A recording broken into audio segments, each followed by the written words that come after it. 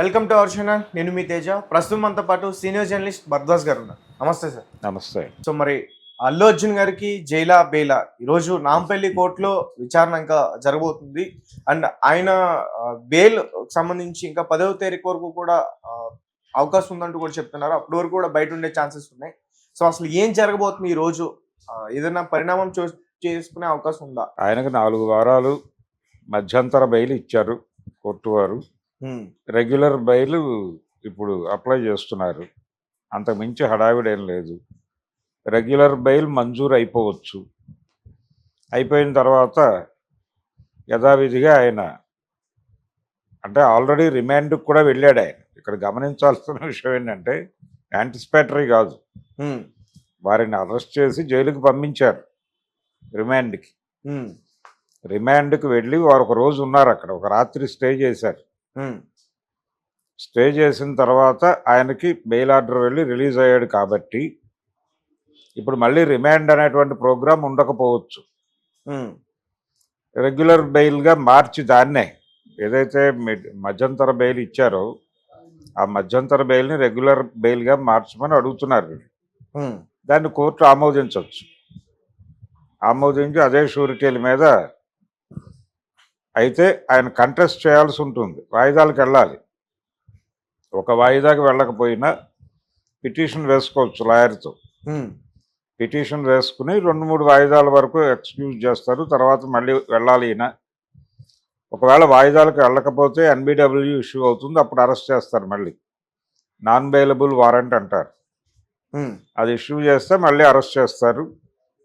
కాబట్టి అది రీకాల్ చేయించుకోవడానికి మళ్ళీ ఒక ప్రొసీజర్ ఉంటుంది. అంత పని వీళ్ళు చేసుకోరు జనరల్గా. కోర్టులో వాయిదాలకు ఒక వాయిదా కాకపోతే ఒక వాయిదాకైనా వీళ్ళు హాజరవుతారు. ఇది ఎప్పుడోకప్పుడు కేసులన్నీ బట్టి ఇది ట్రయల్ ఇస్తారు. ట్రయల్ షెడ్యూల్ అంటారు. ట్రయల్ షెడ్యూల్ ఇచ్చినప్పుడు సాక్ష్యాధారాలని ప్రొడ్యూస్ చేస్తారు వాళ్ళ వైపు నుంచి. ఈలోపు ఛార్జ్ షీట్ పెట్టడం ఈ తతంగం అంతా ఉంటుంది. ఈ ఛార్జ్ షీట్ పెట్టిన తర్వాత ఛార్జ్ షీట్ ప్రకారం సాక్షుల్ని పిలుస్తారు. సాక్షులు కోర్టులో బోన్లో నిలబడి ఆ రోజు జరిగినటువంటి సంఘటన నేపథ్యము ఇవన్నీ వివరిస్తారు. వివరించి ఇది మాత్రమే కాదు, అల్లు అర్జున్ని అరెస్ట్ చేసినప్పుడు మధ్యవర్తులు అని వాళ్ళు కొంతమందిని పెడతారు పోలీసు వారు. వారు కూడా సాక్ష్యం చెప్పాలి. ఇవన్నీ అయిన తర్వాత అది వారం రోజులో 10 రోజులో నడుస్తుంది ట్రయల్. జరిగిన తర్వాత వీళ్ళు కంటెస్ట్ చేస్తారు. అంటే మీరు మొదటే అడుగుతాడు జడ్జి గారు, మీరు నేరాన్ని అంగీకరిస్తున్నారా, కంటెస్ట్ చేస్తారా అని. కంటెస్ట్ చేస్తామని చెప్తారు వీళ్ళు. లాయరు వీళ్ళ తరఫున డిఫెన్స్ అడ్వకేట్ హాజరవుతాడు. ఆయన డిఫెన్స్ వాదించి ఫైనల్గా సాక్ష్యాలు లేకపోతే కోర్టు కేసు కొట్టేస్తుంది. అంటే అన్ని సాక్ష్యాలు కాదు, కోర్టుకి కూడా కొన్ని పద్ధతులు ఉంటాయి. ఇప్పుడు పేపర్లో వచ్చిన వార్త ఆధారంగా కేసు పెడతారు. ఒక్కొక్కసారి పేపర్లో ఫోటో వచ్చవుతుంది, ఆ ఏరియాలో ఇతను ఉన్నాడు అని. అది మాత్రమే సాక్ష్యంగా కోర్టు తీసుకోదు. ఆ ఫోటో తీసినటువంటి కెమెరామ్యాను, ఆ వార్త రాసినటువంటి రిపోర్టరు ఇద్దరు వచ్చి బోన్లో నిలబడి ఆ రోజు మేము ఉన్నాం అక్కడ, మేమే ఆ ఫోటో తీసింది, ఆ వార్త రాసింది అని చెప్పి అప్పుడు ఉన్నది ఇతనే, ఆ ఫోటోలో ఉన్నది కూడా ఇతనే అని చెప్పాలి వాళ్ళు కోర్టుకు వచ్చి. అప్పుడు మాత్రమే దాన్ని విట్నెస్గా తీసుకుంటారు. ఇప్పుడు ఆ రోజు జరిగినటువంటి వీడియోస్ అన్నీ ప్రదర్శించారు కదా బయట. ఆ ప్రదర్శించినవన్నీ ఫలానా కెమెరాల నుంచి తీసుకున్నవి, ఆ సీసీ కెమెరాల నుంచి అనేది కూడా విట్నెస్ డెవలప్ చేయాలి. ఇవన్నీ డెవలప్ చేసిన తర్వాత అప్పుడు కోర్టు వీటిని విట్నెస్గా మార్క్ చేసిన తర్వాత మాత్రమే దీని మీద దర్యాప్తు కాదు విచారణ జరుగుతుంది. అప్పుడు ఫైనల్గా కోర్టు జడ్జిమెంట్ ఇస్తుంది. అది పాజిటివ్గాను రావచ్చు, నెగిటివ్గాను రావచ్చు. ఇప్పట్లో తేలే వ్యవహారం కాదు. సినిమాల్లో చూపించినట్టు సింగిల్ షెడ్యూల్లో కేసులు అయిపోవు, అనేక వాయిదాలు తీసుకుంటారు. సంవత్సరాల తరబడి తిరుగుతూనే ఉండాలా? తిరగాలి కదా. బాలకృష్ణ గారు తిరగలేదా? వాళ్ళ ఇంట్లో జరిగినటువంటి కాల్పుల సందర్భంగా కేసు నడిచింది ఆయన మీద. కేసు కొట్టేశారు, అది వేరే గొడవ. ఎందుకు కొట్టేశారు? సాక్ష్యాధారాలు లేక. ఏదైతే కంప్లైంట్ లాంచ్ అయిందో అతని మీద, ఆ కంప్లైంట్ సస్టైన్ చేసేటువంటి సాక్ష్యాధారాలు లేకపోవడం వలన నిర్దోషిగా ప్రకటించి విడుదల చేశారు. ఇక్కడ కూడా అదే జరగచ్చు.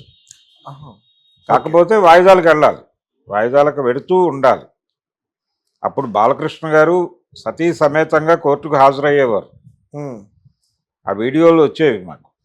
నేను అప్పుడు డ్యూటీలో ఉండేవాడిని జర్నలిస్ట్గా, వార్త రాసేవాళ్ళం మేమే.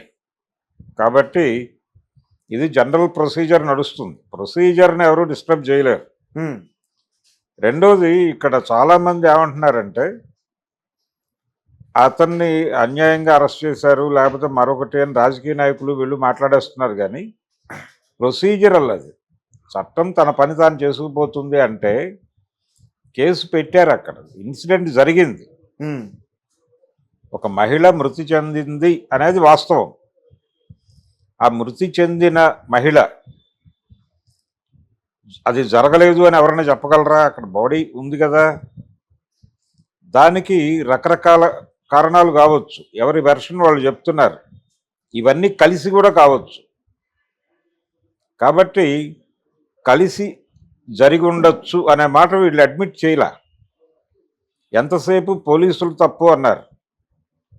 పోలీసులు తప్ప ఇంకొకళ్ళు తప్ప అనేది దర్యాప్తులో తేలాల్సి ఉంటుంది. కాబట్టి పోలీసులు కంప్లైంట్ ఆధారంగా కేసు నమోదు చేశారు. అది ప్రొసీజర్ ప్రకారం వెళ్లాల్సిందే. దాన్ని డిస్టర్బ్ చేయడం తప్పు. ఇతను సెలబ్రిటీ కాబట్టి లేకపోతే ఇతను ఫలానా కాబట్టి అనుకోనక్కర్లేదు. చంద్రబాబు నాయుడు గారిని కూడా అరెస్ట్ చేసి 52 రోజులు జైల్లో పెట్టారు కదా. ఆయన 9 సంవత్సరాలు ఉమ్మడి రాష్ట్రానికి ముఖ్యమంత్రిగా చేశాడు, లేకపోతే 4.5 సంవత్సరాలు పైన ఆంధ్రప్రదేశ్ అనబడే, అంటే తెలంగాణ నుంచి విడిపోయినటువంటి ఆంధ్రప్రదేశ్కి ముఖ్యమంత్రిగా పనిచేశాడు. అందుకని కన్సిడర్ చేయలేదుగా. ఇందిరాగాంధీ గారు ప్రధానమంత్రిగా చేసిన ఆవిడనే ఆ రోజున అరెస్ట్ చేశారుగా. కాబట్టి అరెస్టులు అవటము అనేది సహజమే. జడ్జిమెంట్లు ఒక్కొక్కసారి ప్రతికూలంగా కూడా రావచ్చు. అంటే కోర్టు సాటిస్ఫై అయితే, పెట్టిన సాక్ష్యాధారాలని కోర్టు సాటిస్ఫై అయితే శిక్ష వేయొచ్చు. ఒకవేళ శిక్ష పడితే ఎన్ని సంవత్సరాలు పడే అవకాశం ఉంటుంది? జీవిత ఖైదీ అంటూ కూడా ఒక బయట ఒక న్యూస్ జీవిత ఖైదులు అవేం పడవండి. A11గా ఉన్నాడు, A11గా ఉన్నాడు. అది యాక్చువల్గా హత్య అనేది పెట్టలేదు. అదేంటంటే ఒక తొక్కిసలాటగానే పెట్టారు కేసు. కాబట్టి మ్యాక్సిమం 7 సంవత్సరాల కంటే పడే పరిస్థితి ఏం లేదు. అంత కూడా పడదు వీళ్ళకి. శిక్షలు పడితే, శిక్షలు పడకూడదనే లేదు, కోర్టు విచక్షణ అంతే. ఇప్పుడు అలహాబాద్ హైకోర్టులో జస్టిస్ సిన్హా గారు ఆ రోజున ఇందిరాగాంధీ ప్రధానమంత్రి, ఆవిడ ఇందిరాగాంధీ తన ఎన్నికలో అవినీతికి పాల్పడింది అని రాజనారాయణ కేసు వేశాడు. కేసు వేస్తే కోర్టు పాజిటివ్గానే జడ్జిమెంట్ చెప్తుంది, ప్రధానమంత్రికి నెగిటివ్గా కోర్టు ఎందుకు స్పందిస్తుంది అని మాట్లాడారు అందరూ. కానీ ఆయన సాక్ష్యాధారాలు సరిపోను ఉన్నాయి అని భావించి నిజంగానే ఆవిడ ఎన్నికల అవినీతికి పాల్పడ్డారు అని జడ్జిమెంట్ ఇచ్చాడు. ఆవిడ ఎన్నిక చెల్లదని చెప్పాడు కోర్టు. అలహాబాద్ హైకోర్టు తీర్పు చాలా చారిత్రాత్మకమైన తీర్పు అది. నిజానికి ఆవిడ రాజీనామా చేయాలి ఆ రోజున.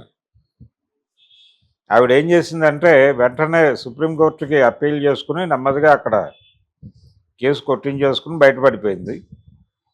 కానీ అలహాబాద్ హైకోర్టు ఆ రోజున చారిత్రాత్మకమైనటువంటి జడ్జిమెంట్ అయితే ఇచ్చింది. ఓకే, అతని పేరేదో అన్నారు సార్, జస్టిస్ సిన్హా గారు. ఓకే, జరుగుతాయి అలాంటివి జరగవు అనేది ఏం లేదు. ఎవరికైనా శిక్ష పడుతుందా లేదా అనేది జడ్జిమెంట్ డే ఎవరికైనా టెన్షన్ ఉంటుంది. జడ్జి గారు ఎలా అయినా తీసుకోవచ్చు. అంటే చాలా సందర్భాల్లో వాళ్ళ విచక్షణ అధికారాలతో కూడా తీర్పులు చెప్తారు.